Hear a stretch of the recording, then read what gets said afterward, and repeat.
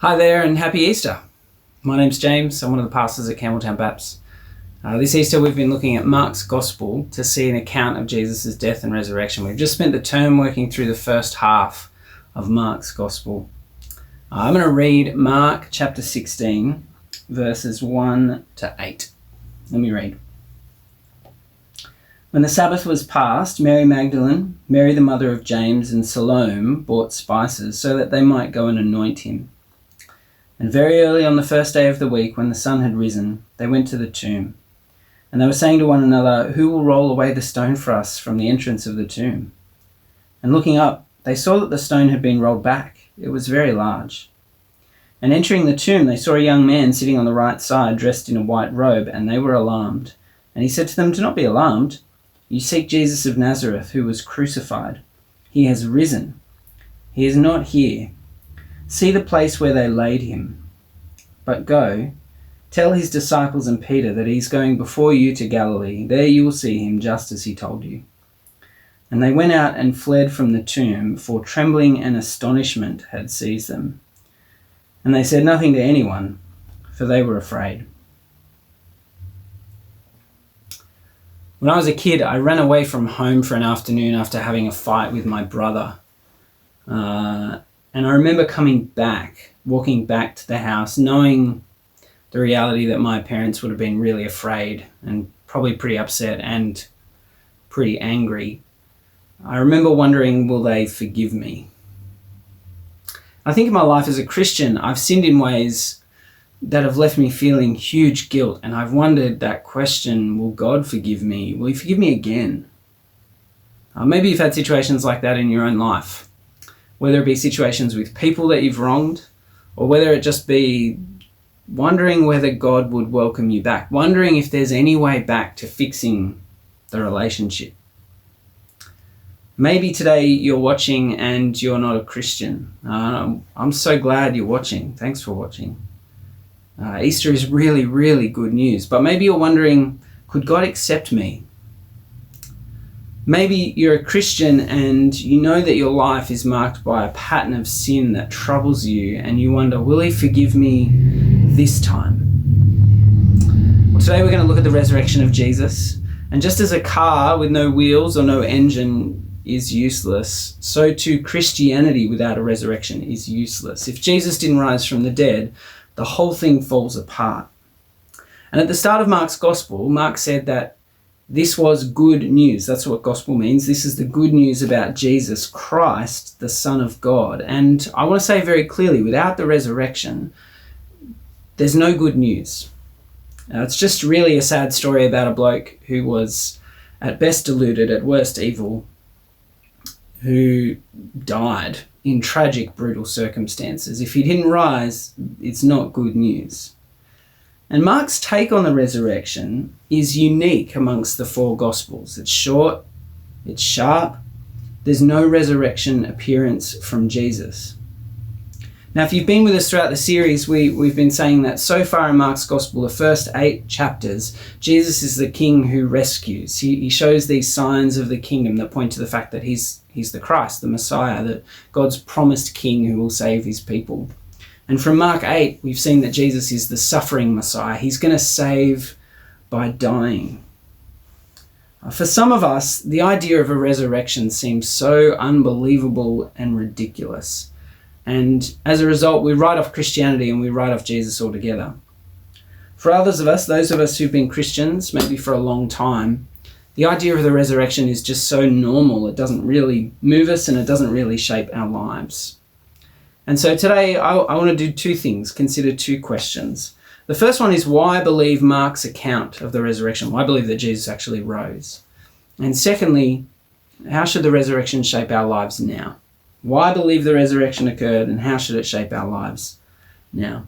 So let's start with Mark's account and why we should believe him.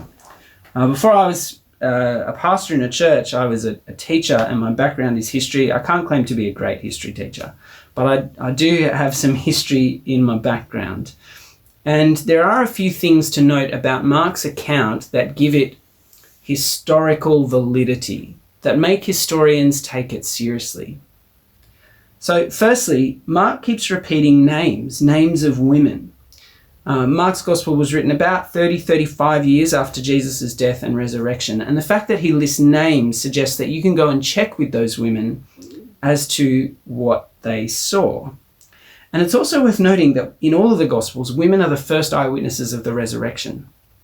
Now, in the 2nd century, there was a bloke named Celsus who wrote vehemently against the Christian faith. And he said, you shouldn't believe the resurrection because it's founded on the eyewitness accounts of hysterical women. Women in the 1st century were not considered a credible witness in a court of law in Jewish society, and yet all the Gospels have women there as the first eyewitnesses. You've got to ask the question, if they were making this up, why do that? It might work for us now as an argument, but it certainly didn't work for the first couple hundred years of Christianity. And the details in the passage are consistent with history writing from the 1st century. They're specific. We've got names and times. We've got where people were sitting and what they were wearing. We've even just got comment that the stone was large. This isn't legend or myth. You can't write this off as a fairy tale. The text doesn't actually give you that option. And the actions of the people, they really do reflect the emotional reality of the situation. These are women who are grieving. They're going to the tomb, and in their grief, they're not sure what they're going to find when they get there and how they're going to anoint this body. And when they find the tomb empty, they freak out. And wouldn't you? Now, the empty tomb, it's actually a fact of history. Normally, when a rabbi or a religious leader who had a following, someone like Jesus, died, their tomb, their burial spot would become a sacred site for their followers. It would be a place of prayer and devotion. But the tomb of Jesus is actually lost to history. I mean, you can go places that claim to be his tomb, but they don't really know for sure. It never became a holy place. And it's also worth noting that in history, in the study of history, there's this thing called the criterion of embarrassment. The idea is that when someone embarrasses themselves willingly, you can usually trust them. In the 1st century, humility was not something that was valued. It wasn't something that was well thought of. And as you think of the resurrection account, and it's the women who are there, you've got to ask the question, where are the blokes? Mark gets his information from Peter, and Peter throughout Mark's gospel, and we're going to look at this a little bit more later, is consistently depicted as a fool and as a coward. In fact, despite the fact that Jesus tells them clearly on repeated occasions exactly what's going to happen, on this Sunday morning they are not expecting a resurrection, even though he told them. They do not come off as heroes or impressive. And so you have to ask the question, why share all these embarrassing details if it's a lie? Now, we could say more about the empty tomb or the changed lives of the disciples, or the fact that they got no earthly reward and in fact were killed for claiming the resurrection. We could talk about the explosion of the church, but I think in this passage, Mark wants us to feel something of the magnitude of the resurrection. This is not a life-changing moment. This is a universe-changing moment. You can't over-exaggerate the importance of the resurrection. Remember, a resurrection to someone in the 1st century was just as inconceivable and ridiculous as it would be to us today. Don't believe the notion that ancient people thought this thing was possible. We also know, think about the last 12 months. Think about how much has changed since COVID started. It's been huge. But eventually, things will return to somewhat normal. Hand sanitizer is going to be around for a while. We're going to be washing our hands. We're going to be mindful of that stuff. But things will return to some kind of normal because this isn't our first pandemic. But those words, he is risen, they irreversibly change all of human history. And I want you to notice how these women respond. They respond with alarm. They are troubled. They are astonished. They're trembling with fear. There's a mix of terror and wonder. They're rightly overwhelmed. And don't kid yourself, you would be too. They went to anoint a corpse and they found themselves at arguably the most significant moment in human history. And so whether you're a Christian or not, I want to encourage you to see that the evidence for the resurrection is compelling. Mark wants us to believe it to be a historical event, a historical fact, and to be astonished and tremble. And the claim of Jesus, who he is, Son of God, the Christ, the King of all, the Judge of the universe, they all hang on the resurrection. If he rose, the call on us is to bow the knee, to acknowledge him as King, as our only hope in life and death, as the only one who's defeated sin and death, the only one who can offer life because he has it in himself. And so I want to encourage you, if you're not a Christian, acknowledge Jesus' resurrection. Believe in your heart that he rose from the dead to rescue you. Confess him as your Lord. Ask for mercy. He promises to give it. At the very least, give some good time to exploring the claim of the resurrection. Unlike all other world religions that are founded on teachings, although there's loads of teaching in Christianity, its validity, its truth, whether it's real or not, is actually based on whether Jesus rose from the dead or not. But Mark doesn't just want us to say, okay, yes, Jesus rose from the dead, and not have it change or transform our lives. And so let's consider how the resurrection should shape our lives. If you've got a Bible, I'd love you to turn back to chapter 14. It's the night before Jesus dies. He's with his disciples. They share the Last Supper. And he tells them that they're all going to fall away. They're all going to abandon him. And in 14:29, Peter says, even if they all fall away, I will not. I mean, Peter talks a big game. And in some ways, he starts to back it up. Jesus is arrested, everyone flees, but Peter is the one who follows in Mark's Gospel, who is there watching. And you've got this thing in Mark's Gospel in chapter 14 where Jesus is on trial before the council, and at the same time Peter is on trial, and Jesus is faithful and Peter isn't. So from 1466 onwards, Peter keeps getting asked, hey, you're one of Jesus' disciples. And he says, no, I'm not. I don't know him. He denies it. I neither know or understand what you mean. Someone else asks him and he denies it. And then the last time he invokes a curse on himself. That's the Greek word anathema. And he won't even say Jesus's name. He says, I do not know this man of whom you speak. You're probably familiar with the story. The rooster crows and Peter breaks down and weeps. And you've got to ask the question, why does Peter deny knowing Jesus? And I think the answer is really just fear. But let's not be too hard on him. He's the only one there. And more than that, I think for us, as we read the gospel accounts, for those of us who are Christians, the likely thing is, in Australia, we've never been under that kind of pressure. We've certainly never been under the threat of death for our faith in Jesus. Yet the truth is, if we're honest, those of us who are Christians have played down our faith in Jesus or pretended to not know this man under much less pressure because of fear in our hearts. We weren't in any physical danger, but perhaps our reputation was in danger, and so we played down our faith. We've been ashamed of Jesus because we don't want others to look down on us. We've wanted others to like us. We've cared about what others think of us more than what Jesus thinks. And the rooster crows, and it says that Peter broke down and wept, and I can't help but think that those were big, ugly tears, and that those big, ugly tears carried on for a few days. This is Friday morning, and it's not until Sunday that he hears of the resurrection. And I also can't help but think what we looked at last week in chapter 8, where Jesus says, if anyone is ashamed of me and my words, in this sinful and adulterous generation, of him will the Son of Man be ashamed when he comes in the glory of his Father and of his angels. I can't help but think that Peter was going, there's no way back for me. There's no way Jesus could forgive my denial of him. So I reckon if you're a Christian, we should feel the weight of our failure, the way in which we deny Jesus in just the same way. But you might ask, well, what does that have to do with the resurrection? Well, have a look at verse 6 and 7 of chapter 16. The women are in the tomb. They're confronted with this young man who seems to be an angelic messenger, an angel. And he says to them, do not be alarmed. You seek Jesus of Nazareth who was crucified. He is risen. He is not here. See the place where they laid him. But go tell his disciples and Peter that he is going before you to Galilee. There you will see him just as he told you. You hear those words, and Peter?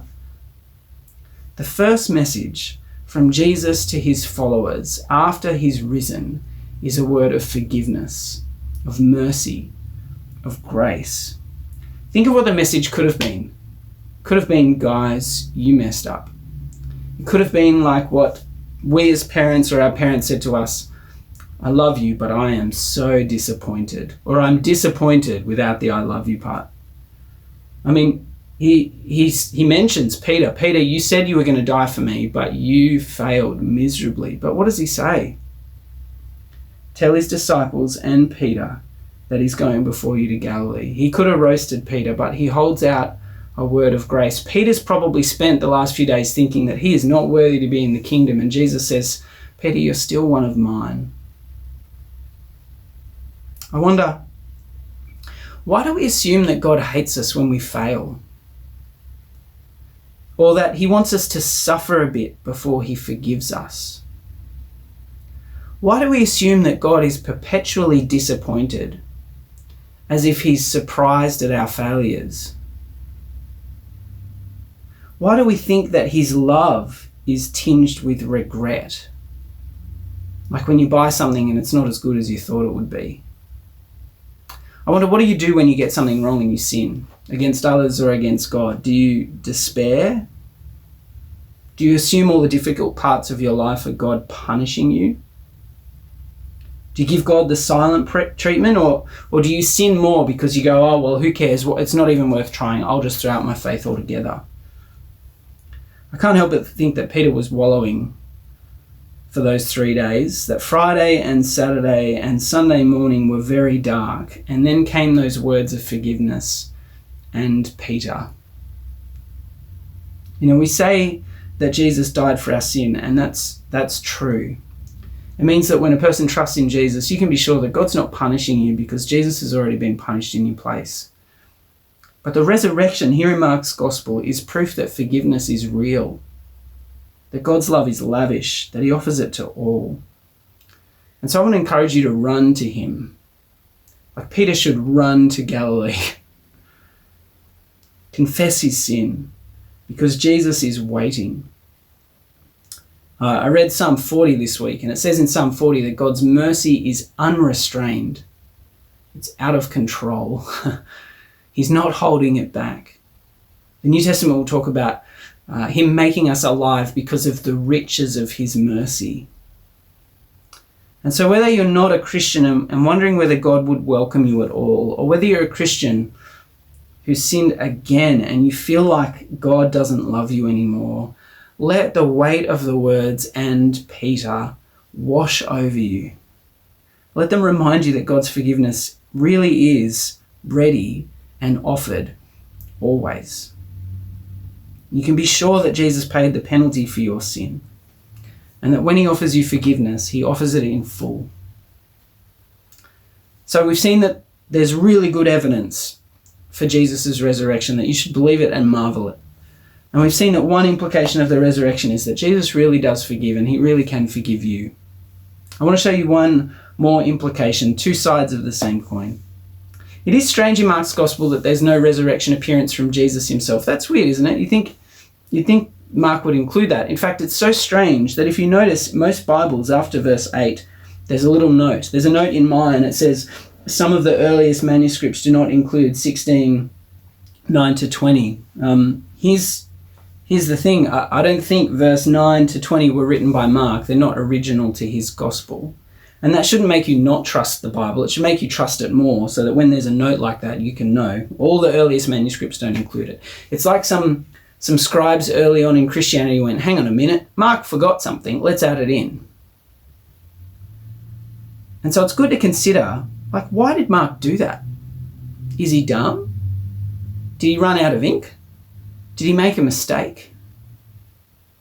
I mean, even the last line, they said nothing to anyone for they were afraid. That's a weird way to finish. Because obviously they eventually said something to someone, because Mark is telling us about it. But I want you to imagine how Peter would have felt after the resurrection, as he reflected on the events, as he reflected on what Jesus said beforehand. I can't help but think that Peter would go, Jesus said he'd suffer, and he did. Jesus said he'd die, and he did. Jesus said he would rise, and he did. He said I'd deny him, and I did. He said we'd see him, and we did. I think Mark wants us to see that when Jesus speaks, his word is trustworthy. We finish with a message, a word from a divine messenger, because God's word is trustworthy. So you know what this means? I think Mark wants us to go back and read the words of Jesus again and trust them. But it means that all of Jesus' promises are true. So when the scriptures say, whoever believes in him shall not perish and have eternal life, it really does mean whoever. When the Bible promises that those who seek God's mercy will find welcome and forgiveness, it really is true. When Jesus promises to give eternal life and his spirit to all who trust in him, he'll give it. If you're a Christian, when Jesus promises to never leave you or forsake you, when he says, surely I'm with you always to the very end of the age, he is. When the scriptures say that God is your heavenly Father and he really does love you even when you fail, he really does love you. You're his beloved child. When it says that he's going to grow you more like Christ, he will. It means that when Jesus says one day he'll return and he will end all suffering, that he'll make this world new, that all of the sad and bad things will come untrue, we can trust him. You see, this changed Peter's life. Having tasted the mercy and forgiveness of Jesus, convinced by the resurrection, trusting in his promises, he denied himself. He took up his cross and he followed Jesus. He was actually crucified, we believe, in Rome. He boasted about his failures. He shared them with us because it showed Christ's mercy, his forgiveness, and the church grew. Or to put it another way, and here's the point, the implication of the resurrection. When you have faith that Jesus' promises are true, it will lead to a life that's increasingly marked by fearlessness. Faith begins to wash away fear. God's mercy changed him. And so I've been thinking, what might this look like for us? Well, fundamentally, we'd be more marked by faith than fear. We'd be more bold in sharing of Jesus' forgiveness because we've tasted his unrestrained mercy. We'd be quicker to admit fault, to say sorry, quicker to forgive because we've tasted his forgiveness, quicker to offer compassion because we've received Jesus' compassion. We'd be quicker to share what good things we have and give away for the cause of Christ, whether it be time or energy or money. We'd be slower to despair when our plans don't come to fruition because we trust that God is working even in the tragedies of our life. We know he's not against us. We wouldn't despair at the hard things because we know Christ is risen and one day we will be too. I think in trusting the promises of Jesus, our joy would grow. We'd suffer differently. We'd take holy risk and pray big because the tomb is empty, because the resurrection is real, because there really is a risen King.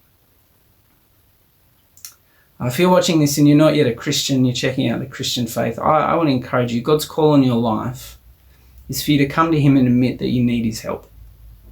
To come to him and acknowledge your sin and rebellion and ask for his mercy and forgiveness. To trust that Jesus on the cross didn't save himself in order to save you, and that in rising from the dead, he really can offer you forgiveness.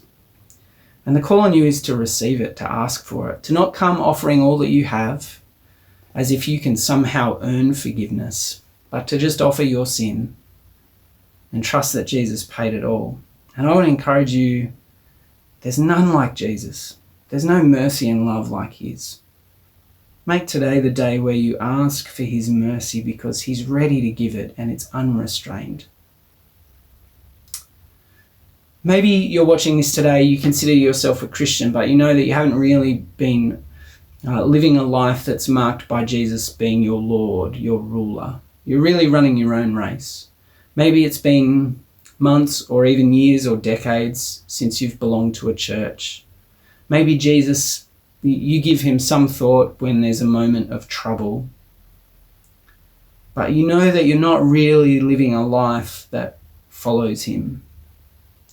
I want to encourage you to remember that Jesus today offers you mercy. Peter failed in the most profoundly big way, and Jesus forgives him.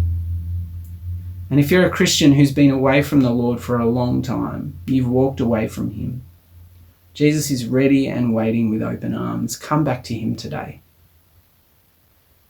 And if you want to consider more of this, our church is running a series called the Life Series. It starts on April 21st, Wednesday night at the church building. Come along and learn about what life to the full following Jesus could look like. You get to ask your questions, whatever they are. You get to share what you think. You get to hear from the Bible. It's a great opportunity to explore what it means to know Jesus. But for all of us, my prayer is that we will marvel at what Jesus did, that he really did rise from the dead, that sin really can be forgiven. And I want to encourage you, if you're a believer, a follower of Jesus, that faith in his promises, his word is true, and so you can live a life of faith where fear slowly but surely dissipates. And having tasted his mercy, may we, like Peter, deny ourselves and take up our cross and follow him, knowing that death is not the end for us, that we follow him with hope and with joy, with faith and without fear. God bless you. Happy Easter. And I pray that the good news of the resurrection will fill your heart with joy today. I want to encourage you, celebrate Jesus more than anything else.